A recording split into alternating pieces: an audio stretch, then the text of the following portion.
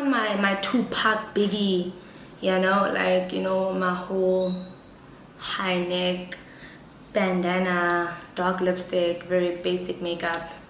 Like if I could do this all day every day I would. It's just that I suck when it comes to a wing liner. It just so happens that today I took a good 20 minutes just trying to get it right, and if it looks crappy I understand, because I could see that it looks crappy.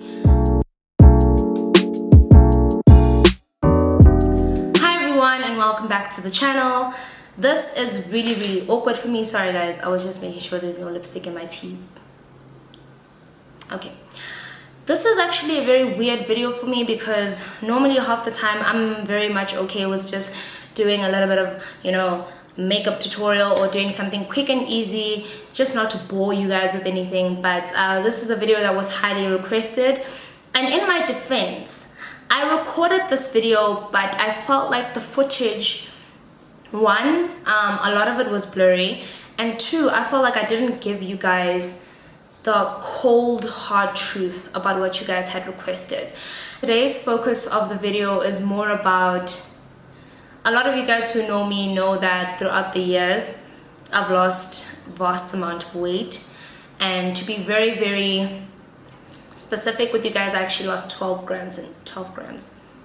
I lost 12 kilograms in total. I don't know if I should be telling my weight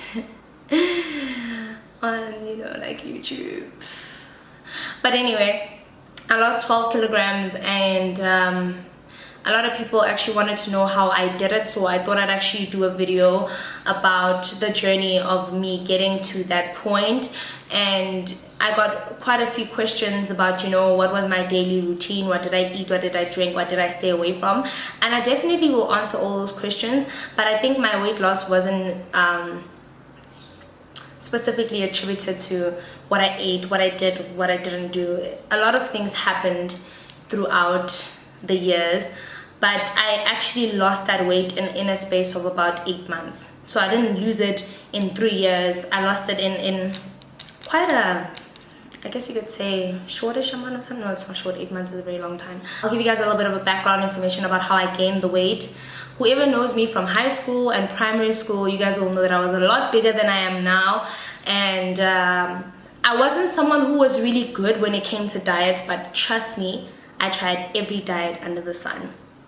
I tried what's that, cayenne pepper diet and supplements. I tried I've done the C9. I actually should do a video on the C9 because I actually think it was one of the ones that I tried to actually stick to.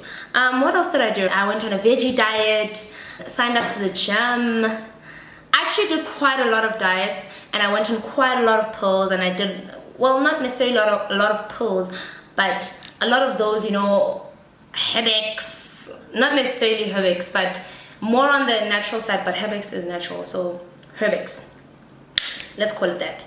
So I went on a lot of these pills, and I really thought, it's going to get the job done. I was very obsessed, and there was a point where I became obsessed with losing weight, and I became obsessed with losing weight because a lot of people were starting to notice that I gained weight. And besides having those friends who were like, Naledi, you've gained, and da. I had family members who were telling me I've gained weight, and it was just more or less engraved in my head every single day that you've gained weight, you've gained weight, you've gained weight.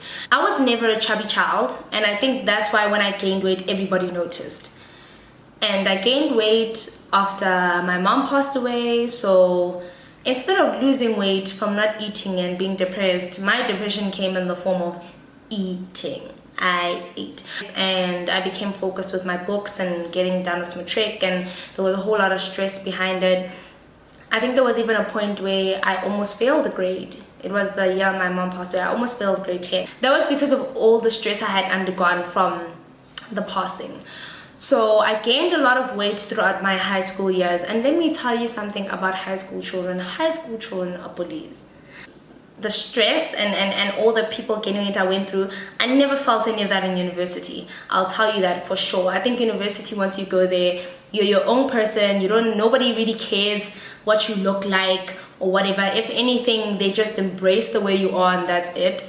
In high school, woo! personally, I was a very strong personality myself, so I didn't really take into a lot of the things that people said. But sooner or later it started like sinking in that, oh my gosh, I've gained. Okay, everyone is noticing the change in this. Even some of my close friends were telling me, Naledi, you've really gained and all that. And it wasn't easy. It really wasn't easy. And I think it came as a form of my own personal bullying that I didn't realize was bullying until it was something that every day when I woke up, it was something that was in the back of my head. I need to lose weight. I need to watch what I eat and all that. Look, I'm not a very emotional human being. I've actually learned how to shut off my emotions if need be. That's because I always grew up alone and I had to be tough. I had to be like, you know, my sister and I, our age gap made it even hard to talk to her about the things that I was going through. So technically, in essence, I was alone and my little sister wasn't born. Not that she was going to do much. I went through a lot of moments where I felt like I was alone and had no one to talk to, and I was by myself a lot of the time. So, oh my god, my lipstick. You know, a lot of people have this conversation about being an only child makes it, you know, not easy, growing up alone, wishing they had that whole sibling, you know, having siblings around to talk to. And it also applies when you're in a big family, but the age gaps are so vast. Like the age gap between me and my sister made me feel like I was alone, because my brother is in his 30s now, my sister's in her late 20s, and I was in my early 20s. So you can imagine our age gap. When I was in high school, I could not talk to her. So I only started really bonding with my sister in university and discussing things like this with her.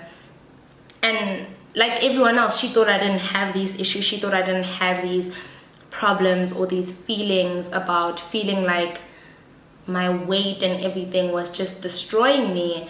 And I did. And I went to the gym like a lot at the beginning, but it didn't really do much for me, because instead of actually setting my mind to it and being focused on what am I trying to achieve, I was just so focused on seeing the results that when I didn't see the results, I was a mess. I was such a mess. It was so bad.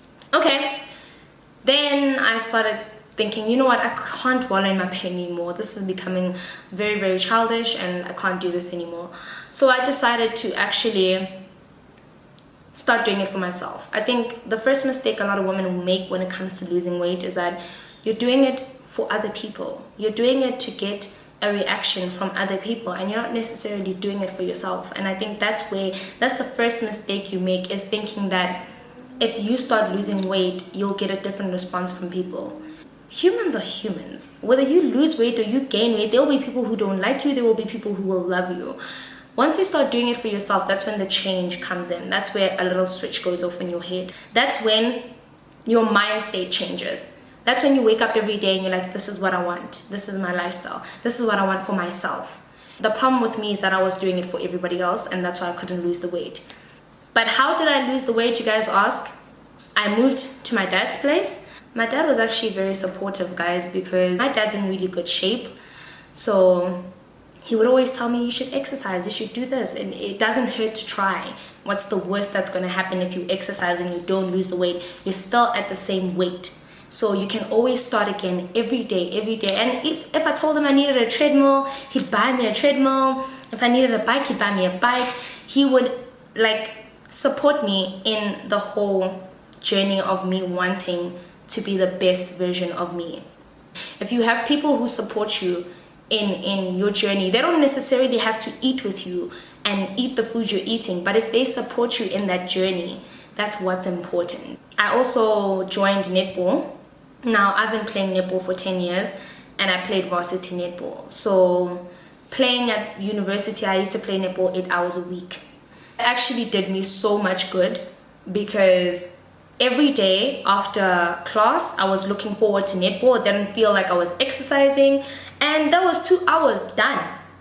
Every day, 2 hours of just working out. So to me, I think the problem was, I thought because everyone else is going to gym and seeing a difference, I'll go to gym and see a difference. No, that's also another misconception conception that people make about losing weight is that you think because you're seeing all these testimonials from your friends about making weight that it'll happen for you, and it's just that's not it. It doesn't work like that. So I'm sorry to burst your bubble that if you see testimonials of people using Herbex that it's going to work for you. It's not going to work for you. You are completely different to the next human being. What works for them might not work for you, which is why every time before you start a weight loss journey, they will always recommend you to a dietitian, which is actually what I did when I started, when I was still on the whole weight loss tip and trying all these diets and everything. Things like that. There are certain things that contribute to why some people struggle to lose weight and why some people struggle to gain weight, because we're all completely different. Doing this video, I will obviously give you guys the best option, which is go do your BP, go find out things like that about your body, because a lot of people completely disregard that when it comes to losing weight, and that's so wrong, because you don't know how much fat percentage you have, you don't know how much of your body, what is your mass, what is your fat percentage. Okay, that's all I know because I went to the gym like last week. So it's very important to go to the gym and find out things like that, right? Guys, what contributed to my weight loss is definitely my shift in my mindset. And once that shift happens, you change the things to eat. Unfortunately, somebody asked me, do you still drink? No. Especially beer. Cut it. If you're a beer drinker, don't do it. Don't do it. Ciders have too much sugar. So stay away from alcohol. Try stay away from a lot of your ciders, a lot of your beers that have a large sugar content and large I don't know, fat content. But I know beer is a definite no-no. Food wise, guys, I'm going to tell you the obvious. You need to stay away from your white rice, your bread, your pastas, your anything of that nature. Cut it. But the reason why I wouldn't necessarily say cut it is because they don't really recommend you going on a no carbohydrates diet. Go on a low one. So for me, I didn't really cut any of that. I just started exercising more and cutting the portions down. And fortunately for me, I'm not really much of an eater. I don't eat breakfast. I know it's so wrong, and you're supposed to eat breakfast, but I don't wake up in time for breakfast. I don't know if you guys have also heard of this thing called intermittent fasting. You guys should check it out. I will link it in the description box. It's very interesting for people like me who don't eat 3 meals a day. If you want to try a different way of losing weight without having to always consume food, because I don't like the idea of constantly chewing.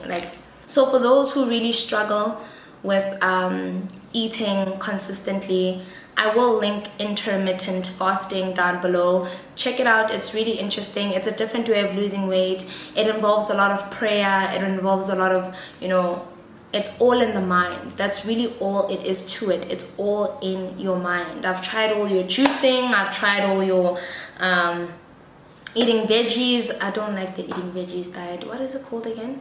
I've tried your Atkins diet. I've tried every diet under the sun. But most importantly, everything I'm telling you now is everything you should include, whether you do a diet, whether you change your eating habits, anything. Definitely change your mindset. Do it for yourself. Don't do it for your friends. Don't do it for people around you. Don't do it for opinions. Don't do it for that, because once you're doing for that, you're looking for validation from the wrong people. The only person you should be seeking validation from is yourself. That's when you're going to see the change. Secondly, moderation is key. And for people like me out there who really don't like eating a lot, try intermittent fasting. Include prayer in, fill yourself with positive energy. That is so, so important. 3, you don't have to have people who are eating the same meal as you, but just have that supportive system around you. People who encourage you to do it, not people who make fun of the fact that you now want to lose weight and it's not going to happen. Always have that. That's very important. My sister watches me make smoothies and do all that stuff. She drinks it sometimes, but the fact is she's encouraging me, and that's already in a sense a supportive system. Another thing, try incorporate exercise. It doesn't have to be your intensive gym, but But if you like sports, soccer, netball, do sports over gym, because gym can be very intimidating. So try other forms of exercise. It'll definitely help you. I think exercising in university helped me more than I thought it actually did. It helped me so much. And the last one, which I didn't mention, but you should know this, when you're doing any diets, drink water. Stay away from your Coke, stay away from your juices, stay away from your leafy fruits, your Fanta orange. Just try keep away from that for a while. Don't necessarily cut it out completely, but it's about small incremental steps. Incorporate these 5 steps into your life, like keep changing it, and then you'll see the difference. I'm gonna post some pictures so you guys can see how big I actually was, and you'll believe me when I say that it's the small incremental changes that make all the difference. So guys, I hope this video helped you. I know I didn't say anything that was out of the ordinary. I know I didn't say anything like a miracle pill that you should check out. I did also have hunger suppressants, like I was on it all. But please, I hope this video doesn't like necessarily tell you how to starve yourself, but it's more of a it's a mindset.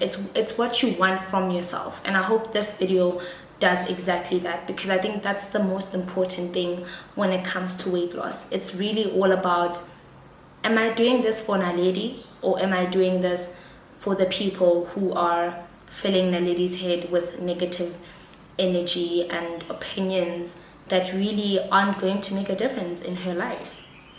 So I hope this helped, guys. If you have any other videos that you'd like me to do, please let me know, and I'll definitely do a video for you. Thanks for watching. Bye.